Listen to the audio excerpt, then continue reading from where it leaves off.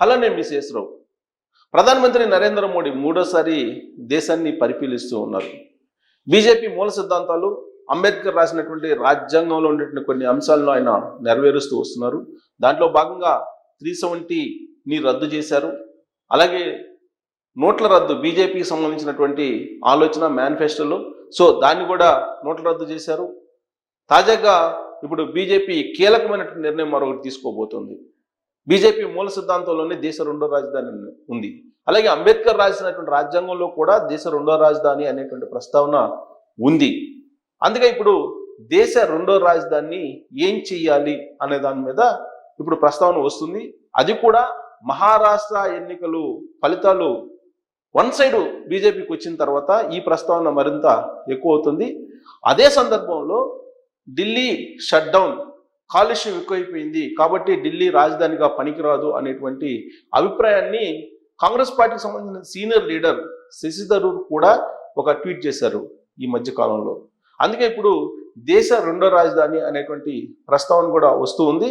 So Narendra Modi గారు రాబోయేటువంటి రోజుల్లో దేశ రెండో రాజధాని గురించి ఒక కీలకమైన నిర్ణయం తీసుకునేటువంటి అవకాశం ఉంది అనేటువంటి ఒక చర్చ విస్తృతంగా తెలుగు రాష్ట్రాల్లో జరుగుతుంది. అయితే ఏ ప్రాంతాన్ని దేశ రెండో రాజధానిగా చేసేటువంటి అవకాశం ఉంది అనే దాని మీద మనం విశ్లేషణ చేసుకునేటువంటి ప్రయత్నం చేద్దాం. బట్ చాలా కాలం నుంచి వినిపిస్తుంది ఏంటంటే హైదరాబాద్ దేశ రెండో రాజధాని అనేది వినిపిస్తూ ఉంది. కానీ ఇప్పుడు మారినటువంటి పరిస్థితుల దృష్ట్యా ఇప్పుడు తాజాగా వచ్చినటువంటి రిపోర్ట్స్ ప్రకారం హైదరాబాదు కాలుష్యం పెరిగిపోయింది. ఇప్పుడు తాజాగా కాలుష్య నియంత్రణ మండలి ఇచ్చినటువంటి రిపోర్టు ప్రకారం హైదరాబాద్లో మించినటువంటి కాలుష్యం ఉంది. అది ఎంత ఉండాలో దానికంటే మించి కాలుష్యం ఎక్కువగా ఉంది. అంటే దాదాపుగా ఢిల్లీ అంత లేకపోయినప్పటికీ కూడా కాలుష్యం హైదరాబాద్లో ఎక్కువగా ఉందని చెప్పి తాజాగా పొల్యూషన్ నియంత్రణ మండలి ఇచ్చినటువంటి రిపోర్టు. దీన్ని బేస్ చేసుకుంటే కనుక హైదరాబాద్ దేశ రెండో రాజధాని అయితే మరింత కాలుష్యం పెరిగిపోయేటువంటి అవకాశం ఉంది. అలాగే వాటర్ స్కేర్సిటీ కూడా ఉంది. వాటర్కి సంబంధించినటువంటి కొరత కూడా హైదరాబాద్లో ఉంది. సో ఢిల్లీ నుంచి ఒకవేళ దేశ రెండో రాజధానికి పెట్టాల్సి వస్తే కనుక ఒకవేళ హైదరాబాద్లో పెడితే రకరకాల సమస్యలు ఉన్నాయి అనేటువంటిది కూడా ఇప్పుడు వినిపిస్తుంది, చర్చ కూడా జరుగుతూ ఉంది. ఇప్పటికే తమిళనాడు ప్రభుత్వం ఒక తీర్మానం చేసి అసెంబ్లీలో చెన్నైని దేశ రెండో రాజధానిగా ప్రకటించాలి అనేటువంటి ఒక ప్రతిపాదన పంపించింది. అలాగే కర్ణాటక రాష్ట్రం బెంగళూరుని దేశ రెండో రాజధానిగా చేయాలనేటువంటి ఒక ప్రతిపాదన కూడా పంపించింది. రెండో రాజధాని ఖచ్చితంగా దక్షిణ భారతదేశంలో పెట్టాలి అనేది బీజేపీ యొక్క ఆలోచనగా ఉన్నట్టు ఢిల్లీ వర్గాల్లో చర్చ జరుగుతుంది. దానికి కారణం ఏంటంటే ఉత్తర భారతదేశం దక్షిణ భారతదేశం అనేటువంటి ఒక వ్యత్యాసం, ఒక తేడా చాలా కాలంగా వినిపిస్తూ ఉంది. ఢిల్లీలో దక్షిణ భారతీయులకు గౌరవం కానీ ప్రాధాన్యత కానీ ఉండదు అనేది సర్వత్రా వినిపించేటువంటి మాట. అందుకే ఈ అంతరం లేకుండా దేశం అంతా కూడా ఒకటే, జాతీయతవాదం అనేదాన్ని బలపరచాలి అనేది బీజేపీ యొక్క ఆలోచన. మొదటి నుంచి కూడా దేశం ఫస్ట్, ఆ తర్వాతే పార్టీ అనేటువంటి సిద్ధాంతం బీజేపీది. అందుకే దేశం మొత్తాన్ని ఐక్యంగా ఉంచాలంటే కనుక దక్షిణ భారతదేశంలో కూడా దేశ రెండో రాజధానిని పెట్టాలి. అది ఎక్కడ పెడితే సక్రమంగా ఉంటుంది అనే దాని మీద ఆలోచిస్తూ ఉన్నారు. దక్షిణ భారతదేశం అనగానే ఫస్ట్ గుర్తొచ్చేది ఇది ఆంధ్రప్రదేశ్, తమిళనాడు, కేరళ, కర్ణాటక, ఇప్పుడు తాజాగా తెలంగాణ. కానీ తెలంగాణలో ఉత్తర భారతదేశానికి సంబంధించినటువంటి కొన్ని సంస్కృతులు కానీ సాంప్రదాయాలు కానీ ఉంటాయి. అయినప్పటికీ కూడా దక్షిణ భారతదేశం జాబితాలోనే తెలంగాణ కూడా వస్తూ ఉంది. కాబట్టి ఇప్పుడు ప్యూర్ దక్షిణ భారతదేశంలో రాజధాని పెట్టాలని అంటే ఆంధ్రప్రదేశ్లో పెట్టాలి, లేదా తమిళనాడులో పెట్టాలి, లేదా కర్ణాటకలో పెట్టాలి అనేది ఢిల్లీలో జరుగుతున్నటువంటి చర్చ.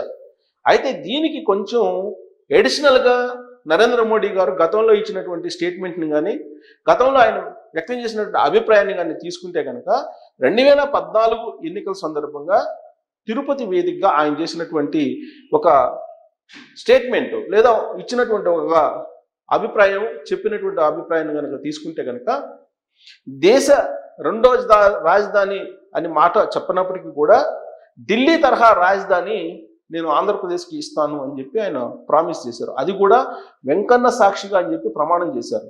వెంకన్న సాక్షిగా అని చెప్పి తిరుపతిలో జరిగినటువంటి కూటమి సమావేశంలో ఆ రోజున 2014 ఎన్నికల్లో ఢిల్లీ తరహా రాజధానిని ఆంధ్రప్రదేశ్కి కట్టించి ఇస్తాను, నిర్మించి ఇస్తాను అని చెప్పి ప్రామిస్ చేశారు. ఆ ప్రామిస్ని నమ్మినటువంటి ఆంధ్రప్రదేశ్ ప్రజలు 2014లో కూటమికి పట్టం కట్టారు. సో కాబట్టి ఇప్పుడు ఆయన ఇచ్చినటువంటి హామీని నరేంద్ర మోడీ గారు నెరవేరుస్తున్నారు, నెరవేర్చబోతున్నారు అనేది ఆంధ్రప్రదేశ్ ప్రజల్లో వినిపిస్తున్నటువంటి మాట. అలాగే ఢిల్లీ వర్గాల్లో కూడా అలాంటి చర్చే నడుస్తూ ఉంది. కారణం ఏంటంటే ఇప్పటి వరకు ఆంధ్రప్రదేశ్కి రాజధాని ఏది అని అంటే చెప్పలేనటువంటి పరిస్థితుల్లో 2024 అసెంబ్లీ ఎన్నికల తర్వాత ఇప్పుడు అమరావతి రాజధాని, అక్కడ నిర్మాణాలు చేయాలి, అక్కడే నిర్మిస్తున్నాము ఆంధ్రప్రదేశ్ రాజధాని అనేది చంద్రబాబు నాయుడు గారు చాలా స్పష్టత తీసుకొచ్చారు. దానికి సంబంధించి నిర్మాణాలు కూడా చాలా వేగంగా జరుగుతూ ఉన్నాయి ఇప్పుడు ప్రస్తుతం అయితే ఏ రాష్ట్రానికి లేనటువంటి వెసులుబాటు ఏంటంటే గ్రీన్ సిటీగా అమరావతిని నిర్మించబోతున్నారు. మిగతా రాష్ట్రాలకు ఆల్రెడీ క్యాపిటల్స్ ఉన్నాయి, అక్కడ నిర్మాణాలు జరిగిపోయాయి కాబట్టి దానికి ఆర్కిటెక్చరు మార్చుకునేదానికి అవకాశం ఉండదు. కానీ ఆంధ్రప్రదేశ్కి అమరావతికి ఆర్కిటెక్చర్ని ఢిల్లీలో ఏ విధంగా ఉందో అదే విధంగా రూపకల్పన చేసుకునేటువంటి అవకాశం ఉంది. నిర్మాణాలను కూడా అదే తరహాలో నిర్మాణం చేసుకునే అవకాశం ఉంది. 33,000 ఎకరాల భూమి ఉంది. అది కాకుండా ప్రభుత్వానికి సంబంధించిన భూమి కూడా మరొక 20,000 ఎకరాలు ఉంది. వెరసి 50,000 ఎకరాలకు పైగా అమరావతిలో ఉంది. అందుకే అమరావతికి రెండో రాజధాని చేస్తే ఎలా ఉంటుంది అమరావతిని అనే దాని మీద కూడా చర్చ జరుగుతుంది. పైగా అక్కడ కృష్ణ వాటర్ ఉన్నాయి, పుష్కలంగా వాటర్కు సంబంధించినటువంటి కొరతే ఉండేటువంటి అవకాశం లేదు. మరోవైపు పోలవరం పూర్తి అవుతుంది. ఇలాంటి వనరులు ఉన్నటువంటి అమరావతి ఒకవైపు రైలుకు సంబంధించినటువంటి కనెక్టివిటీ, మరోవైపు ఇంటర్నేషనల్ ఎయిర్పోర్ట్స్, ఇవన్నీ కూడా కలిసి వచ్చేటువంటి అంశాలు. పైగా ఫ్రెష్గా అక్కడ నిర్మాణాలు చేపడుతున్నారు కాబట్టి అక్కడ పొల్యూషన్ కూడా ఉండదు. అక్కడ గ్రీన్ సిటీని నిర్మిస్తున్నారు. ప్రపంచంలో ఎక్కడ కూడా ఏ రాష్ట్రంలో కూడా లేనట్టు గ్రీన్ సిటీని నిర్మించడానికి చంద్రబాబు నాయుడు గారు ఒక అద్భుతమైనటువంటి ప్రణాళికను ఎప్పుడో సిఆర్డీఏ ద్వారా రచించారు. సిఆర్డీఏ ప్రస్తుతం దాన్ని అమలు చేస్తూ ఉంది. ఇలాంటి పరిస్థితుల్లో అమరావతి దేశ రెండో రాజధానిగా చెయ్యాలి అనేటువంటి ఒక ప్రతిపాదనని ఆంధ్రప్రదేశ్ ప్రభుత్వంలో కూడా చర్చ జరుగుతుంది. ఒక ప్రతిపాదనను పంపించాలనేది ఆంధ్రప్రదేశ్ ప్రభుత్వం కూడా ఒక నిర్ణయం తీసుకోవాలి అనేటువంటి డిమాండ్ కూడా ఇప్పుడిప్పుడే వస్తుంది. కానీ ఆంధ్రప్రదేశ్ ప్రభుత్వం నుంచి ఇప్పటివరకు అలాంటి డిమాండ్ అయితే వెళ్ళలేదు. కానీ ఢిల్లీ వర్గాల్లో మాత్రం అమరావతి వైపు చూస్తున్నట్టు వినిపిస్తూ ఉంది. పైగా చారిత్రక నేపథ్యం కూడా అమరావతికి బౌద్ధరామంగా పేరుంది కాబట్టి అక్కడ ప్రాధాన్యత ఇవ్వాలి, ఇస్తే అన్ని రకాలుగా అనుకూలంగా ఉంటుంది అనేటువంటి ఒక అభిప్రాయం ఇప్పుడు వినిపిస్తుంది. పైగా దక్షిణ భారతదేశానికి సెంటర్ పాయింట్గా కూడా అమరావతి ఉంది. దానికి తోడు హైదరాబాదు అమరావతి కనెక్టివిటీ కూడా పెంచుతున్నారు. అక్కడ మీకు రోడ్లు కూడా విస్తరింపజేస్తున్నారు, అన్ని రకాల రోడ్లు. హైదరాబాద్కి అమరావతికి ఎక్స్ప్రెస్ వే కూడా వేస్తూ ఉన్నారు. కాబట్టి ఇవన్నీ చూస్తే కనుక అమరావతి సూటబుల్ ప్లేస్ దేశ రెండో రాజధాని కోసం అనేటువంటి ఒక చర్చ అయితే జరుగుతుంది. ప్లస్ నరేంద్ర మోడీ గారు ఇచ్చినటువంటి హామీ నెరవేరాలి అంటే అమరావతి ఢిల్లీ తరహా రాజధాని నిర్మిస్తానన్నారు కాబట్టి అమరావతిలో దేశ రెండో రాజధాని కనుక ఏర్పాటు చేసి దానికి అనుగుణంగా నిర్మాణాలు చేపడితే కనుక నరేంద్ర మోడీ గారు తిరుపతి వెంకన్న సాక్షిగా ఇచ్చినటువంటి హామీ ఏదైతే ఉందో అది నెరవేర్చినట్టు అవుతుంది అనేది బీజేపీ యొక్క అభిప్రాయంగా ఢిల్లీ వర్గాల్లో చర్చ జరుగుతుంది. అయితే హైదరాబాదు అనేది ఎప్పటి నుంచో అంబేద్కర్ గారు ఎప్పుడో మెన్షన్ చేశారో దేశ రెండో రాజధాని, దానికి సంబంధించిన హంగు ఆర్భాటాలన్నీ కూడా హైదరాబాద్కు ఉన్నాయి. కాబట్టి హైదరాబాద్ని దేశ రెండో రాజధాని చేయాలి అనేటువంటి మరొక ప్రతిపాదన కూడా బీజేపీ వద్ద ఉంది. అయితే కేంద్ర పాలిత ప్రాంతం హైదరాబాద్గా చేస్తేనే అప్పుడు దేశ రెండో రాజధానిగా చేసేటువంటి అవకాశం ఉంది అనేది కూడా ఇంకోటి వినిపిస్తూ ఉంది. దానికి కారణం ఏంటంటే అటు హైదరాబాద్లో ఆంధ్రప్రదేశ్కు సంబంధించినటువంటి వాళ్ళ యొక్క ప్రమేయం, వాళ్ళ యొక్క భాగస్వామ్యం చాలా ఎక్కువగా ఉంది. అందుకే దాన్ని కూడా పరిగణలోకి తీసుకొని కేంద్ర పాలిత ప్రాంతంగా చేయడం ద్వారా హైదరాబాద్ని దేశ రెండో రాజధానిగా చేయాలి అనేది ఒక చర్చ.